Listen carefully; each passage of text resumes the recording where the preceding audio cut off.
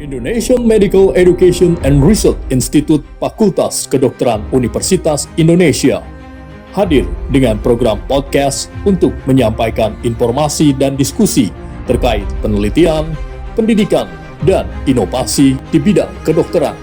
Selamat datang di Recast. Kita kembali bertemu di IMERI Recast. Kali ini kita akan membahas satu topik yang saya yakin sangat menarik, yaitu peran Animal Research Facility dalam pengembangan obat baru. Bersama kita ada Dr. Randa Puspita Eka Wuyung, Magister Sains. Selamat datang, Bu Puspita. Selamat pagi, Prof. Egar. Baik.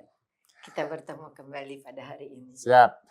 Ibu Puspita adalah saat ini sebagai Ketua Animal Research Facility Indonesian Medical Education and Research Institute FKUI. Tentunya beliau adalah staf Departemen Patologi Anatomi Fakultas Kedokteran Universitas Indonesia. Dan tentu pula beliau adalah seorang peneliti, akademisi di bidang biomedis dan juga penelitian hewan percobaan. Tentu beliau berfokus kepada etika, kesejahteraan hewan, serta penerapan good laboratory practice dalam riset praklinik. Kita tahu tentu Bu Puspita juga berpengalaman dalam pengembangan dan pengelolaan fasilitas penelitian hewan untuk mendukung penelitian-penelitian translasi dan juga pengembangan obat baru. Tentu beliau aktif dalam berbagai kolaborasi riset lintas institusi, termasuk farmakologi, toksikologi, dan tentunya bioteknologi kesehatan. Baik, Ibu Puspita, kita bincang-bincang ya pagi hari ini. Satu saya ingin tahu dulu nih Bu Puspita. Kita tahu pada saat ini kita ada kenal nama Animal Research Facility. Bisa sedikit cerita nggak Bu Puspita tentang Animal Research Facility ini secara umum dan juga yang IMERI kerjakan? Terima kasih, Prof. Egar. Animal Research Facility merupakan suatu fasilitas laboratorium yang berfungsi sebagai pusat penelitian, khususnya menggunakan hewan coba, baik dari taksonomi yang rendah seperti Avertebrata sampai dengan taksonomi yang tinggi seperti pada primata. Dan berdasarkan laboratorium tersebut mengacu pada standar internasional untuk memenuhi etika khususnya pada hewan coba dan juga kebermanfaatannya pada manusia, dan laboratorium tersebut memiliki akreditasi dan pelatihan yang ketat untuk SDM yang mengerjakan tersebut sehingga menjamin validitas hasil penelitian maupun kesejahteraan hewan coba sekaligus meningkatkan hasil penelitian tersebut secara ilmiah. Animal Research Facility FKUI, IMERI FKUI merupakan salah satu klaster di IMERI FKUI yang memiliki visi menjadi pusat laboratorium yang berkontribusi dalam peningkatan kualitas hidup dan pelayanan kesehatan yang lebih baik melalui penelitian dalam bidang animal research. ARF IMERI sebagai fasilitas penelitian hewan coba telah terakreditasi ISO 2017 ISO 17025 2017 sejak tahun 2023 memiliki standar internasional untuk kompetensi laboratorium pengujian. Akreditasi ini bukan hanya soal pengakuan, tapi juga membuktikan bahwa data hasil penelitian yang dikeluarkan oleh ARF terjamin keandalannya dan sesuai dengan prinsip ilmiah. Baik, makasih. Jelas sekali ya Bu Puspita. Tapi saya ingin dapat penjelasan dari Bu Puspita ya. Kenapa sih sepertinya penelitian dengan hewan coba masih kita anggap suatu hal yang penting? Padahal pada saat ini kan banyak sekali teknologi sudah berkembang. Banyak alternatif ya untuk suatu penelitian. Silakan Bu Puspita. Terima kasih, Prof. Terkait dengan teknologi yang baru atau teknologi yang sudah berjalan sejak lama, baik studi in vitro, yaitu menggunakan tabung untuk menumbuhkan sel maupun secara in silico dengan menggunakan computerized kita bisa mempelajari bagaimana reaksi dari suatu bahan yang akan diujikan. Namun masih banyak kekurangannya. belum mendapatkan gambaran bagaimana bahan yang kita uji itu berinteraksi di dalam tubuh kita, baik itu metabolisme, kemudian sistem organ yang lain, interaksi dengan organ yang lain, itu masih menjadi kendala sampai saat ini. Walaupun perkembangan organoid sudah ada, namun masih bisa belum mewakili hewan coba. Seperti itu. Ya, baik, jelas. Jelas sekali ya bahwa ada hal-hal mendasar yang tidak bisa dijawab pada penelitian lanjutan, perlu dibuktikan dulu di hewan coba. Baik, Bu Puspita, kita tahu bahwa kan pasti banyak kontribusinya ya, ARF khususnya dalam proses pencapaian sebuah penelitian menjadi sebuah obat baru. Bisa sedikit nggak diceritakan Bu Puspita ya, atau satu contoh lah, satu hal yang kita berhasil melakukan. Silakan. Terima kasih, Bro. ARF yang bekerja untuk laboratorium hewan uji yang kita sebut sebagai in vivo, yaitu untuk uji praklinik, masih dibutuhkan untuk pengembangan obat baru.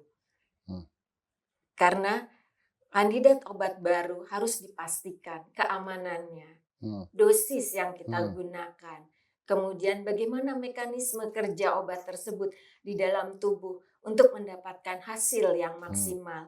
Itu masih perlu diperhatikan. Bagaimana efek biologis obat tersebut, itu masih perlu diuji pada hewan coba. Satu contoh yang dikerjakan di ARF, sebelumnya para peneliti, baik itu di bidang biokimia maupun di bidang farmakologi, sudah memiliki kandidat-kandidat obat dan model hewan yang dipakai untuk bagaimana kandidat obat tersebut bisa dikembangkan.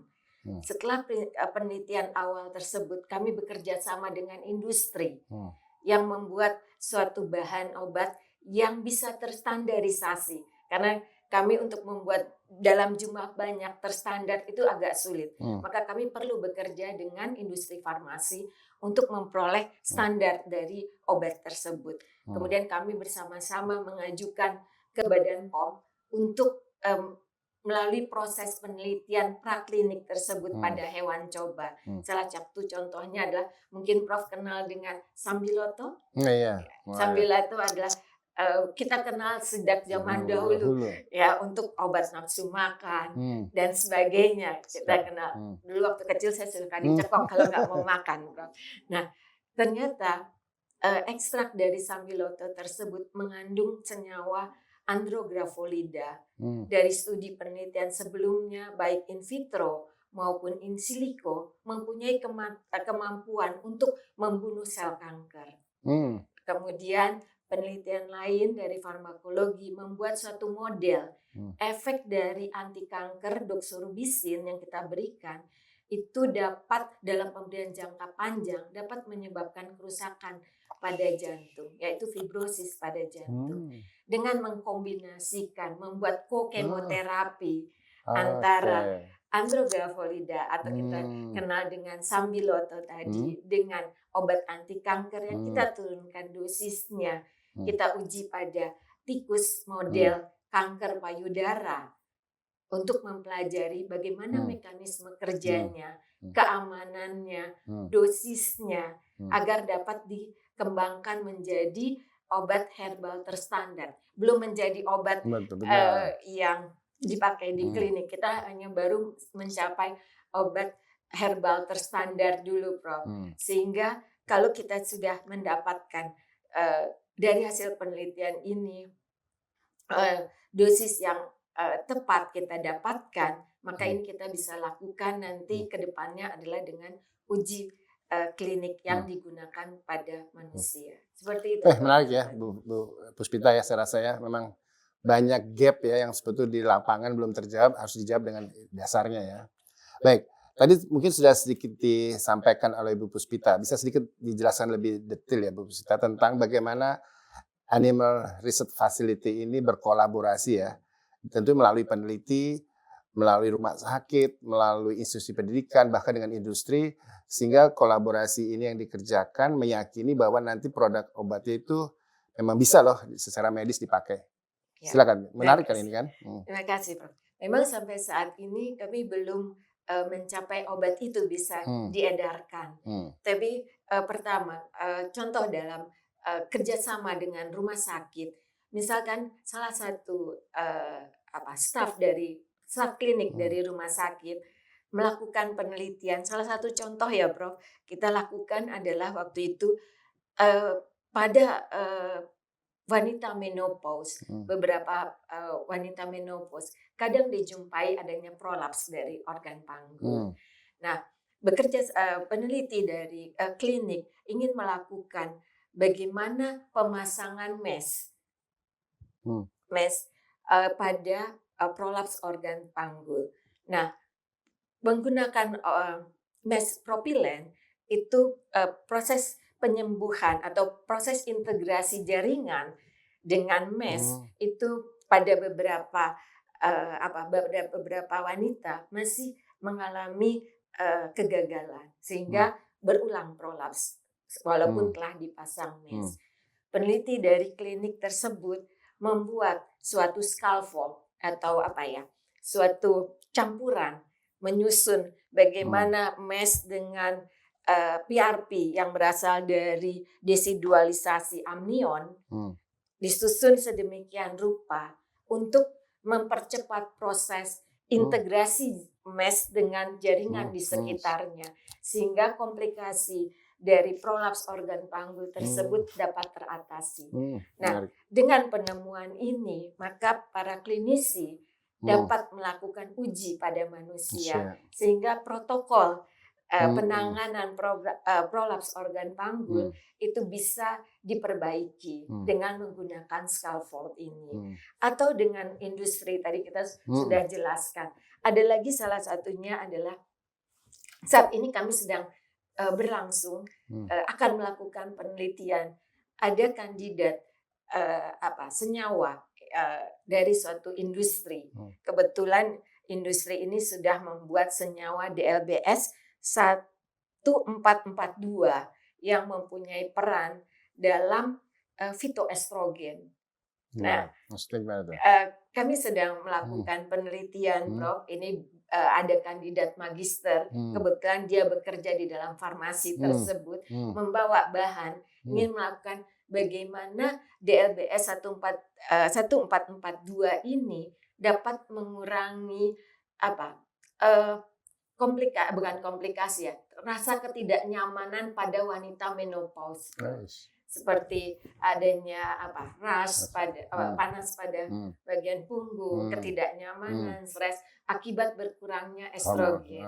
Karena diduga DLBS 1442 ini mengandung fitoestrogen yang dapat memenuhi. Sedangkan kita kalau menggunakan HRT atau obat terstandar itu dapat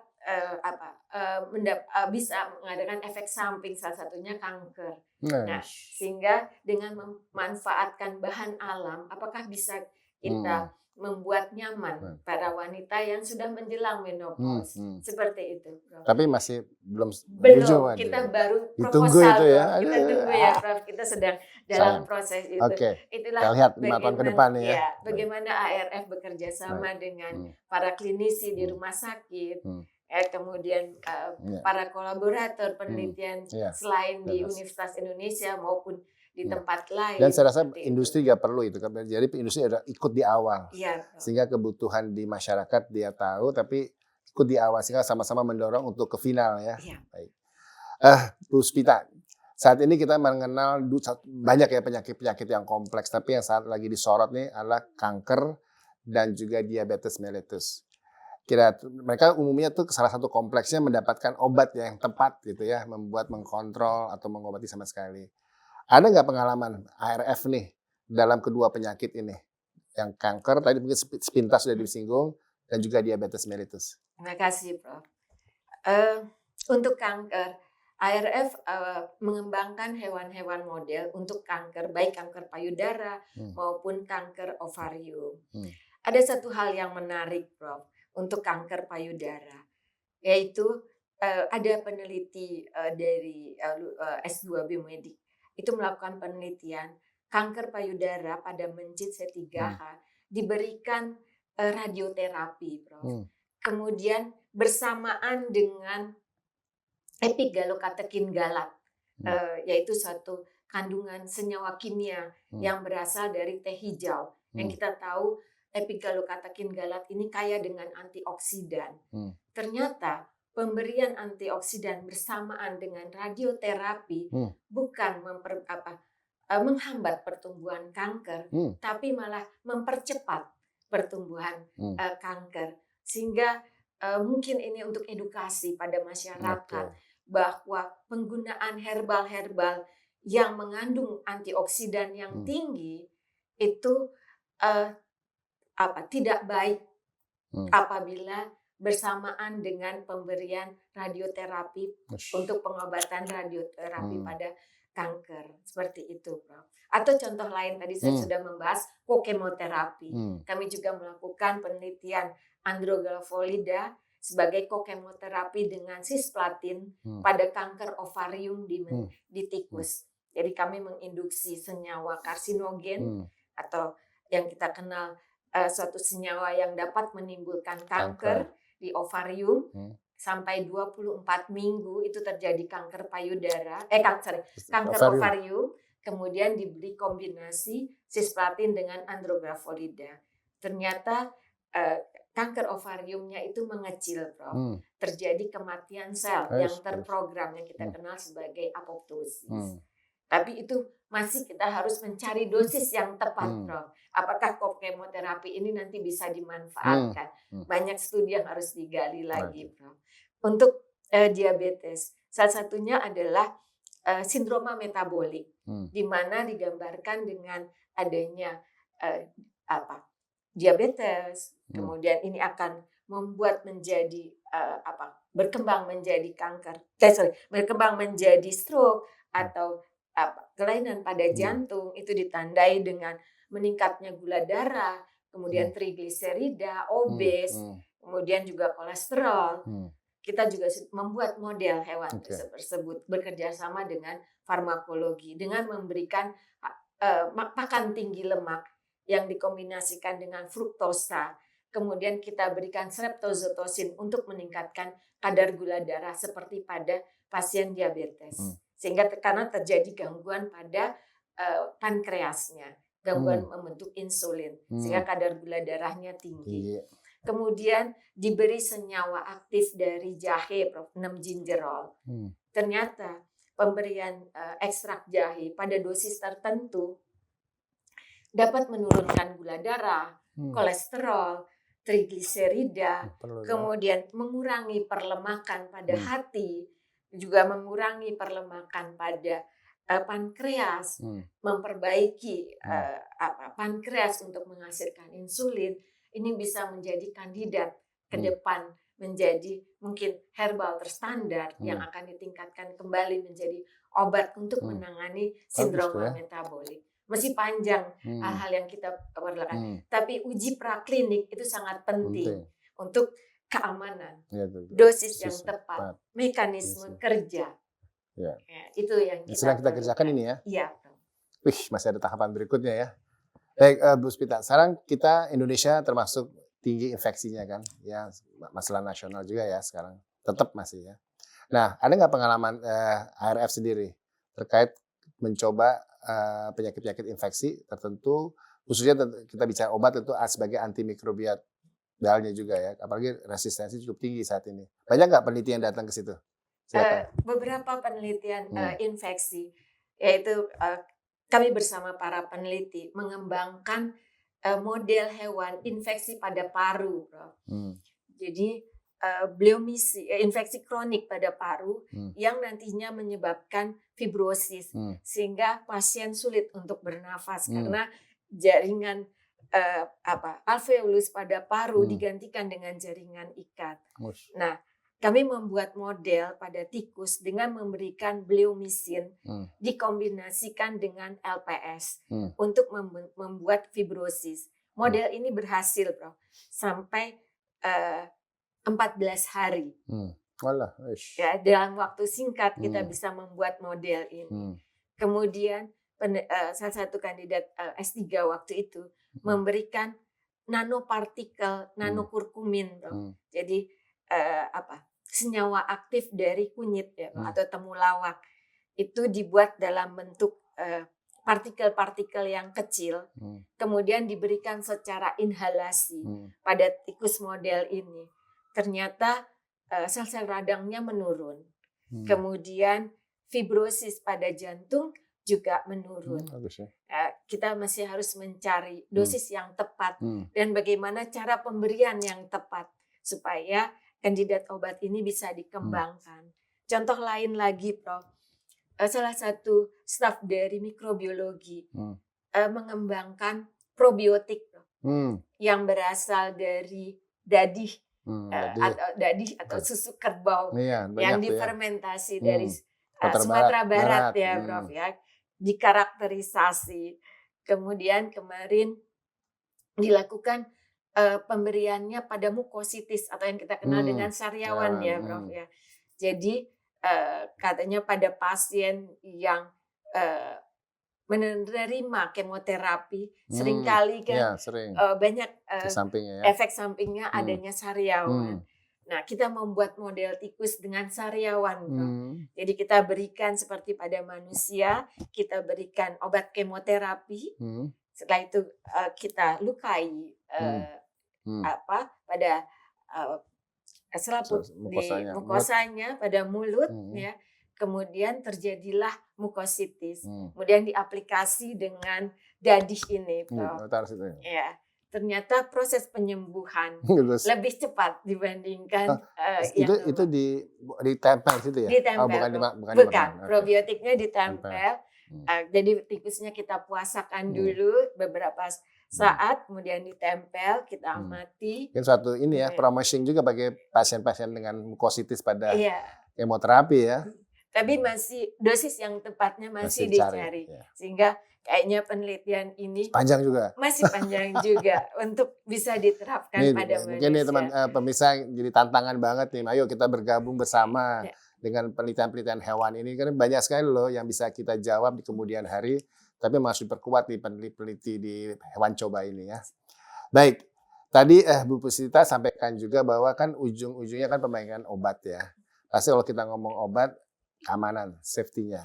Dan saya yakin bahwa uji itu harus dilakukan pada hewan coba juga kan. Ada pengalaman nggak sedikit berbagi tentang, pasti ada lah ya, tentang uji toksisitas pada hewan coba obat-obatan ini sebelum kita pakai. Terima kasih, Prof. ARS juga bekerja sama dengan Departemen Farmakologi menjadi fasilitas untuk uji toksikologi. Jadi Departemen Farmakologi menerima sampel-sampel dari farmasi atau dari industri untuk uji toksikologi. ARF memfasilitasi itu. Dan selain itu beberapa peneliti juga sebelum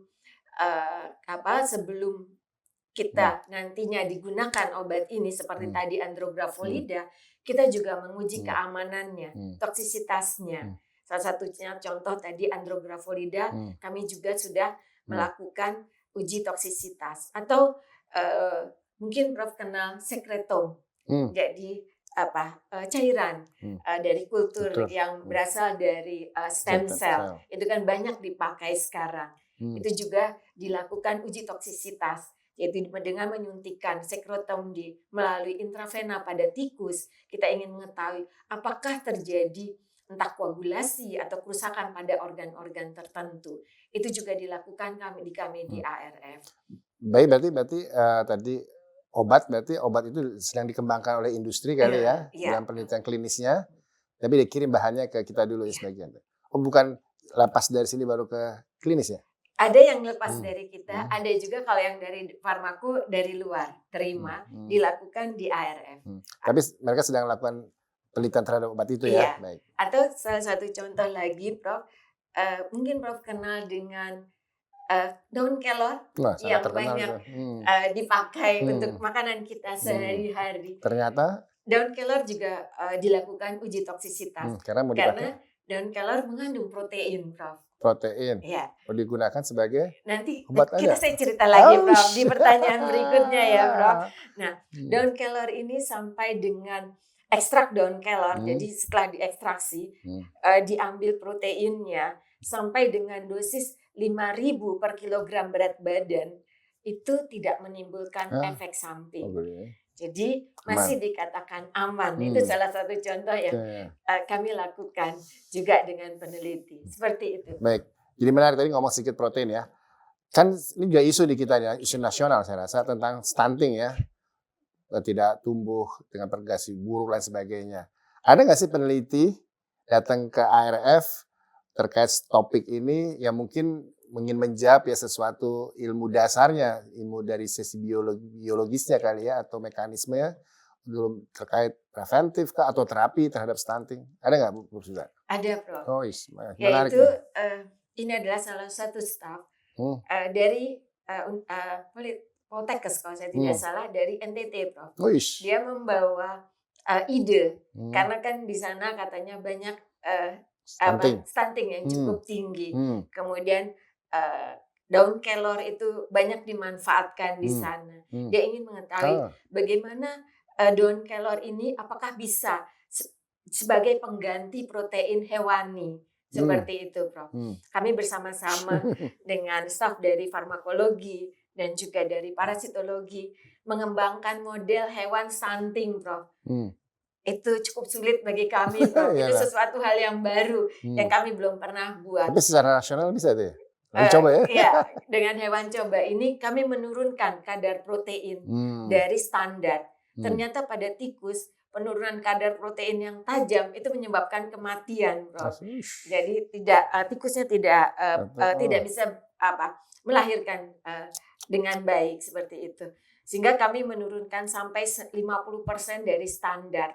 Itu terjadi, Prof. Ternyata hewan jadi diberikan pada ibu yang atau anak tikus yang belum hamil sampai dia bunting, kemudian sampai dia menyusui, itu diberi protein rendah ini. Ternyata anakan yang lahir itu berat badannya, kemudian kita lihat dari bulunya atau kita lihat sebagai standar kesehatannya itu di bawah dari kelahiran normal. Sangat kecil sekali, hampir 50% ukuran tikus yang lahir tersebut pada usia 14 hari dibandingkan dengan yang kita mengatakan bahwa ini kira-kira kayak seperti manusia yang stunting seperti itu kan, Bro. Kemudian kami berikan ekstrak dari kelor tersebut yang berasal dari NTT, Bro. Diberikan bersamaan dengan pakan juga pada indukan yang kita sebut 1000 hari pertama kehidupan seperti itu, Prof. Ternyata pemberian ekstrak kelor ini bisa memperbaiki memori spasial saja, Prof.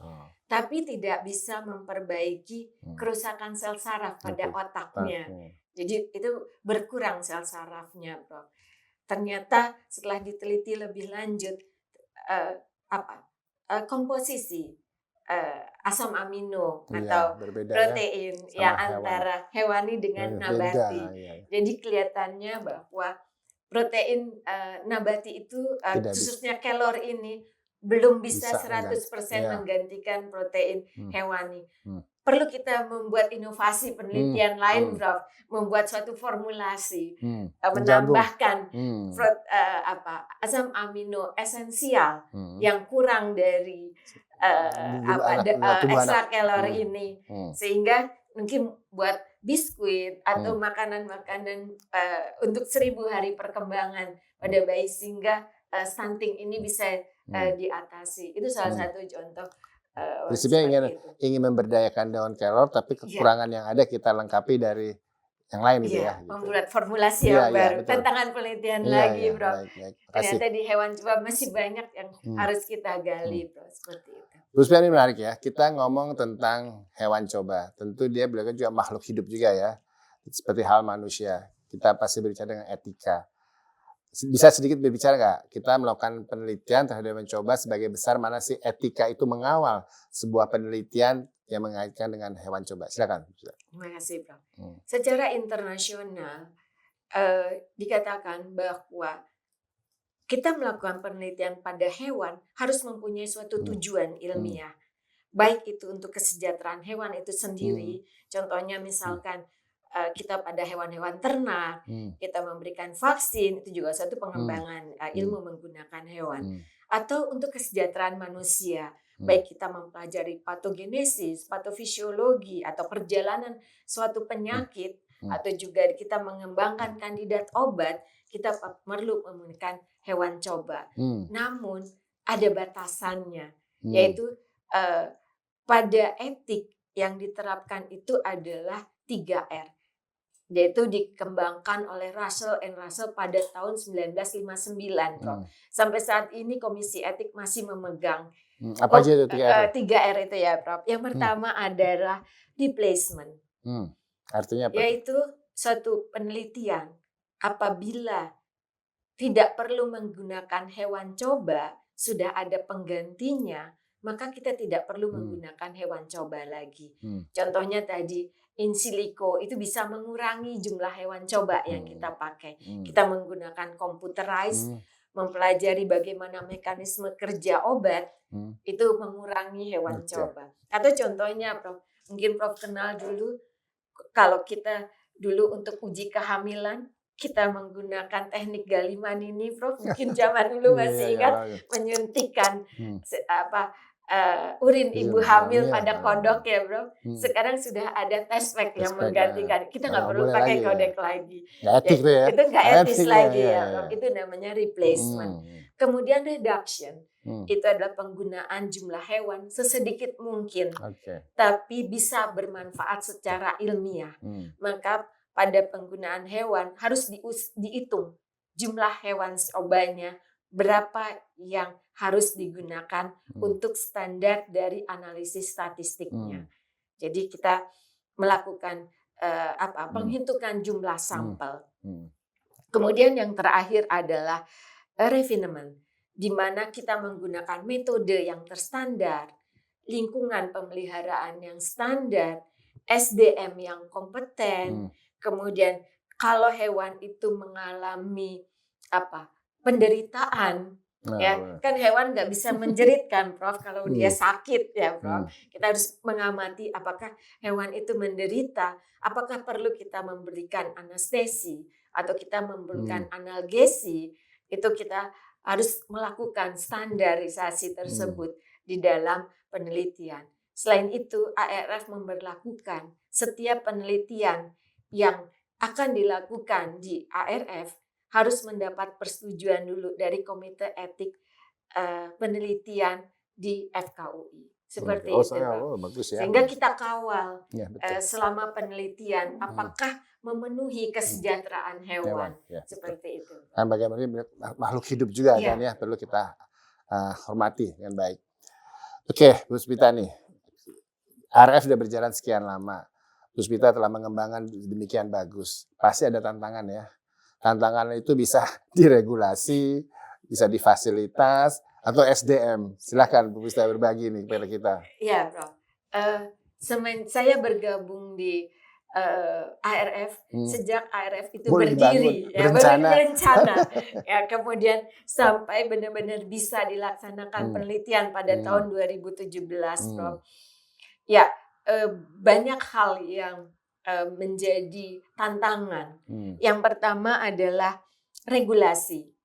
Kita tahu bahwa di Indonesia, baik di pendidikan maupun di industri menggunakan hewan coba, Bro.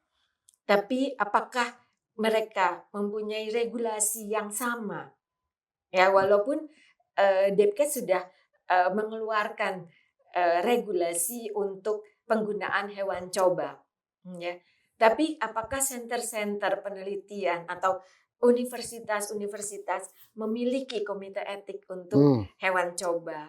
Ya, jadi untuk memperoleh hasil yang terstandar seperti itu. Jadi regulasi mungkin harus disosialisasikan, khususnya di seluruh Indonesia yang menggunakan hewan coba.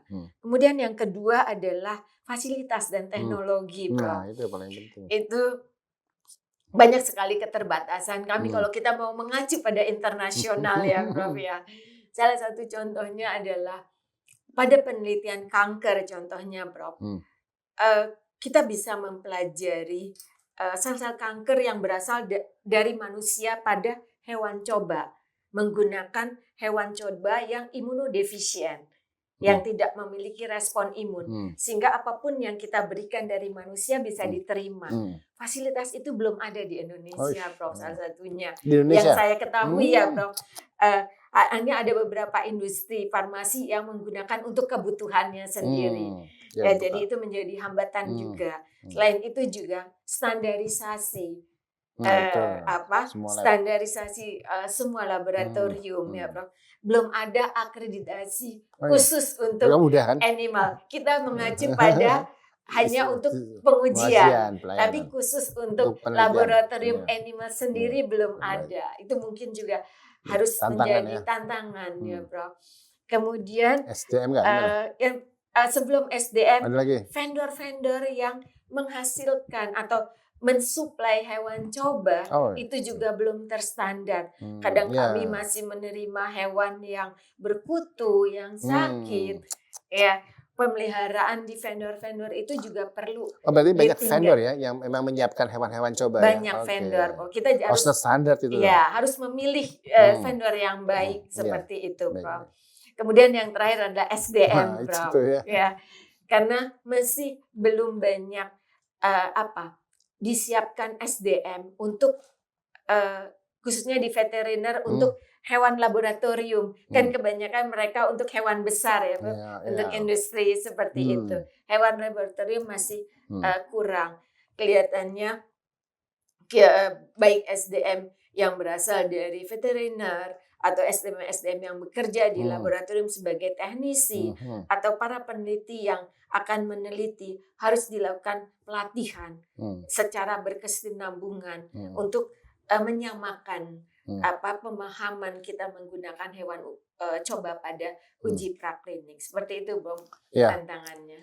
Saya rasa betul cukup banyak tantangan. Saya rasa sih harusnya ARF juga bisa sedikit demi sedikit mengatasi ya, Bu Puspita, dan saya rasa seluruh lab yang ada di Indonesia sama-sama membangun. Karena saya lihat menjadi hal yang dasar penting ya untuk menjawab hasil-hasil yang kita gunakan di manusia.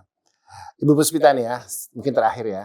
Saat ini kita lihat kemajuan teknologi sangat pesat ya, hampir menggantikan semua. Apakah kemajuan teknologi saat ini memang ada potensi akan menggantikan penelitian-penelitian hewan coba ini, atau malah sebaliknya? Ada tertentu loh nggak bisa. Memang hewan coba itu harus diperlukan. Mungkin tadi sedikit sudah disampaikan, mungkin bisa kita jawab secara tuntas sebagai akhir dari kita bertemu hari ini. Terima kasih, Prof. Ya, bisa dikatakan iya, bisa dikatakan tidak. Oh, gimana tuh? Kalau teknologi ini yang dihasilkan bisa menggantikan sepenuhnya hewan coba, maka bisa digantikan. Seperti tadi saya beri contoh untuk pemeriksaan test pack atau kehamilan, itu bisa diganti sepenuhnya seperti itu, Prof.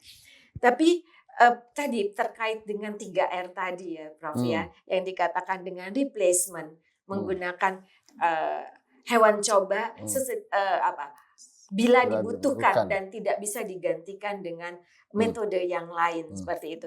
Salah satu contohnya yang sudah tadi terkait test pack, ada lagi contohnya, Prof.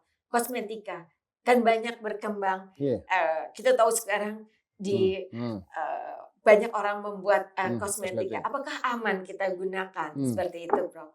Maka ada uji keamanannya, yaitu dengan tes alergi atau tes terhadap kulit. Itu sudah kita bisa gantikan lagi, Prof. Misalkan menggunakan kultur sel kulit pada manusia, sehingga contohnya adalah dengan episkin atau epiderm, itu bisa menggantikan kulit pada manusia, sehingga tidak perlu lagi diuji pada animal seperti itu. Karena ada perbedaan, kita juga perlu keterbatasan pada hewan coba, karena kesimpulan yang dihasilkan dari hasil penelitian dengan hewan coba tidak bisa langsung digeneralisasi pada manusia. Jadi makanya dengan metode yang bisa menggantikan persis seperti manusia ini bisa dipakai. Kemudian juga perkembangan organoid, Prof. Penelitian organoid, mini organ, itu sekarang sedang sangat maju seperti itu. Oke. Tapi sampai hari ini hewan masih tetap digunakan. Ada hal yang belum bisa ya. Ada hal yang masih belum bisa menggantikan. Ya. Seperti itu, Prof. Kira-kira gambarannya. Baik, Bu Puspita, saya rasa kita sudah banyak berbincang pada sesi pertama ini dan saya yakin banyak yang telah kita berikan kepada pemirsa dan banyak hal yang kita dapat dari penjelasan Bu Puspita. Kita akhiri sesi 1, kita bertemu di sesi kedua yang penuh tantangan juga. Ya, silakan Ibu Puspita ya. Terima kasih.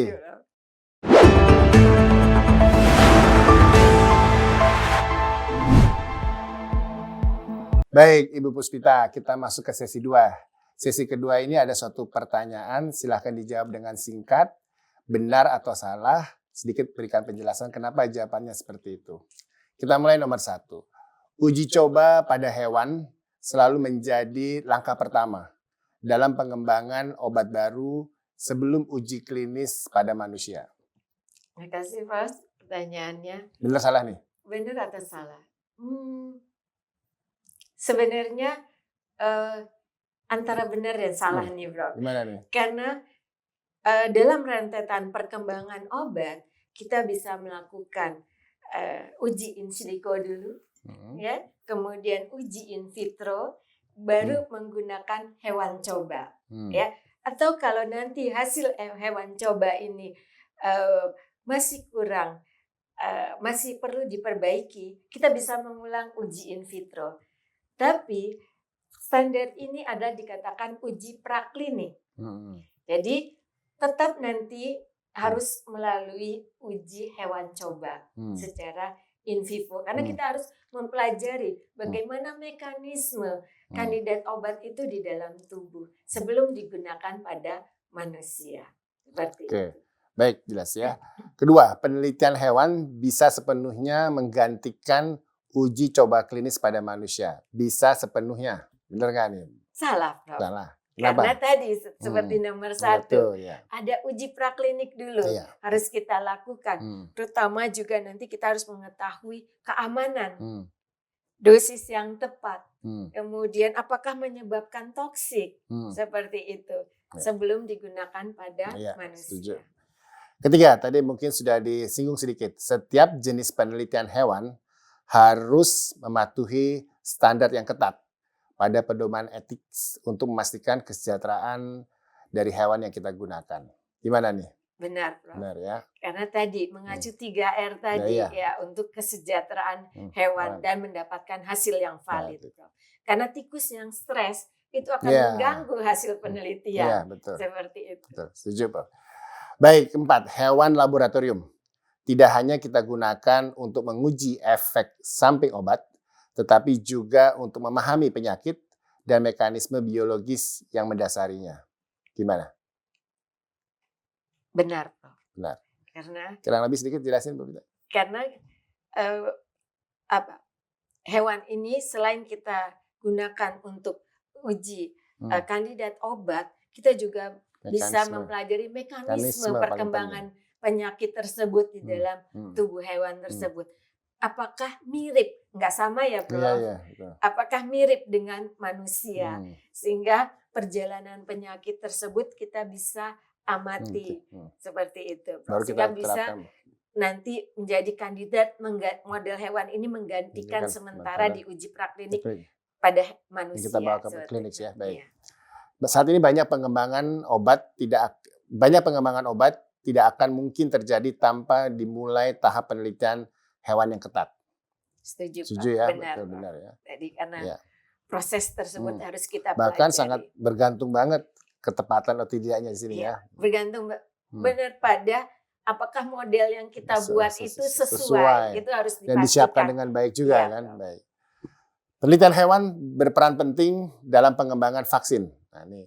Dan terapi genetik untuk penyakit langka atau rare disease. Ini belum disinggung nih. Gimana nih? Iya.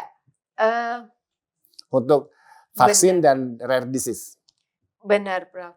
Contohnya vaksin-vaksin, misalkan yang dikembangkan oleh mikrobiologi, Prof. Vaksin untuk dengue, itu juga harus melalui hewan coba dulu sebelumnya, ya, Prof.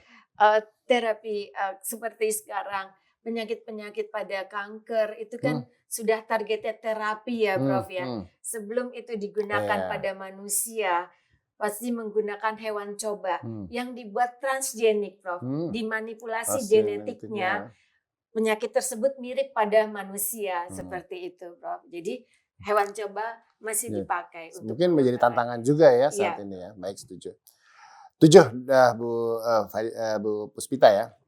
Teknologi baru seperti organ on chip atau pencetakan 3 dimensi tidak akan sepenuhnya menggantikan kebutuhan akan penelitian hewan. Ini ada perkembangan teknologi baru nih. Gimana nih? Setuju Prof. Setuju. Karena tidak sepenuhnya ya. Benar, tidak dapat sepenuhnya karena di dalam tubuh kita kandidat yang obat yang masuk ke dalam tubuh kita harus dimetabolisme dulu. Kemudian nanti bagaimana mekanisme kerja di masing-masing organ tersebut. Kita tahu bahwa ada komunikasi antar sel, bagaimana kerja saling berkaitan antara satu sel atau dengan jaringan dengan jaringan lain, itu belum dapat digantikan oleh teknologi yang baru seperti tadi in silico dengan computerized atau dengan organoid seperti itu. Ya, baik sekali, setuju. Bu Puspita, kita telah sampai di ujung acara kita. Saya rasa 2 sesi ini telah dilakukan dengan lancar dan baik oleh Ibu Puspita. Saya yakin semua pemirsa mendapatkan ilmu, insight, juga inspiring dari Ibu Puspita terhadap penelitian-penelitian hewan coba. Bisa kita lihat teman-teman semua bahwa keberhasilan suatu produk obat saat ini tidak terlepas oleh suatu penelitian-penelitian sebelumnya dan juga penelitian dasar yang dilakukan oleh hewan coba, oleh para peneliti-peneliti yang menggunakan hewan coba. Jadi, mari kita perkuat penelitian hewan coba. Silahkan teman-teman bergabung, mengembangkan di masing-masing laboratorium, dan paling penting berkolaborasi. Dan yang paling penting tadi, jangan lupa ada etika. Kita harus menghormati hewan coba itu karena dia berkontribusi untuk kemajuan di bidang kesehatan pada saat ini. Terima kasih semua, sampai bertemu di sesi berikutnya.